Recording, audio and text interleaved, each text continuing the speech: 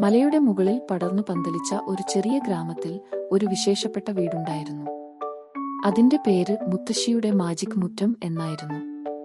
ആ മുറ്റം പച്ചയാൽ നിറഞ്ഞു നിലകൊണ്ടു.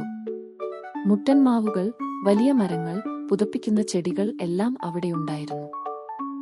ആ വീട്ടിൽ ഒരു മുത്തശ്ശിയും മുത്തശ്ശിയുടെ കൊച്ചുമകളായ മീനാക്ഷിയും ജീവിച്ചു. മീനാക്ഷി വളരെ കൗതുകമുള്ള കുട്ടിയായിരുന്നു.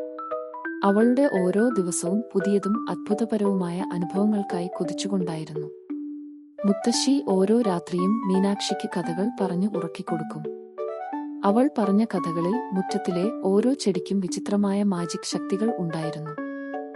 ഒരു ദിവസം മീനാക്ഷി മുത്തശ്ശിയോട് ചോദിച്ചു, "മുത്തശ്ശി, ഈ മുറ്റത്തിലെ ഏതു പൂവ് ഏറ്റവും പ്രത്യേകമാണ്?" "അത് കറുത്ത പുഷ്പം. ആ പുഷ്പം നമുക്ക് എല്ലാ അഭിലാഷങ്ങളും സഫലമാക്കാൻ കഴിയും. പക്ഷേ അതിലേക്ക് പോവാൻ ധൈര്യവും വാചാലതയും വേണം." മീനാക്ഷിയുടെ മനം അതിൽ നിറഞ്ഞു. അവളങ്ങ് ആ കറുത്ത പുഷ്പം കണ്ടുപിടിക്കണമെന്ന് തീരുമാനിച്ചു. അന്നു രാവിലെ അവൾ തിരികെ മുറ്റത്തിലേക്ക് നടന്നു. അവൾ അവിടെയുള്ള ഓരോ ചെടിയും പുഷ്പവും ശ്രദ്ധയോടെ നോക്കി. ഒടുവിൽ മുറ്റത്തിന്റെ അറ്റത്ത് ഒരു വെട്ടം കണ്ടു.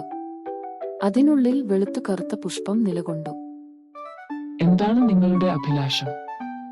"ഞാൻ ഈ മുറ്റം എല്ലാം അത്ഭുതവും സുഖവും നിറഞ്ഞതാക്കണമെന്നു ആഗ്രഹിക്കുന്നു." പുഷ്പം തളിർമണിഞ്ഞു, അതിന്റെ പാളികൾ വിടർത്തി.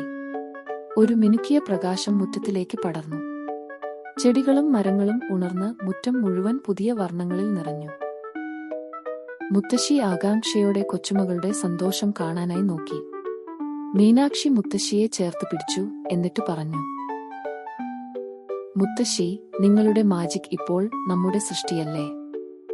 മുത്തശ്ശി ചിരിച്ചു. "അതെ മോളെ, ഇത് നിന്റെ മാജിക്കാണ്. നിന്റെ മനസ്സ് നിന്റെ ഏറ്റവും വലിയ ശക്തിയാണ്. നിങ്ങളുടെ മനസ്സും ശക്തിയുള്ളതാകണം കൂട്ടുകാരെ, എന്നാൽ മാത്രമേ എല്ലാ പ്രതിസന്ധിയും അതിജീവിക്കാൻ പറ്റുകയുള്ളൂ."